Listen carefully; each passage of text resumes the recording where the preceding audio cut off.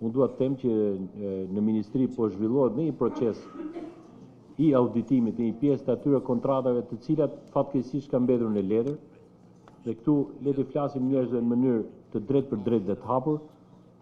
Ata investitorë që kanë marrë licenca dhe që po ndërtojnë hece, apo që janë në procesin e gjetjes të financimit, që kanë gjetur financimin dhe patjetër mund të kenë pas pegesa të ndryshme nga njerë dhe në nivel lokal, ata do të inkurajohen.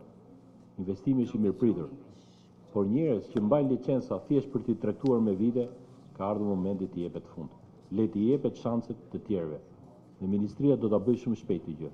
Kemi nxjerr grupin e parë të heceve të cilat nuk kanë bërë asgjë dhe këta njerëz që i kanë këto licence nuk meritojnë më t'i mbajnë.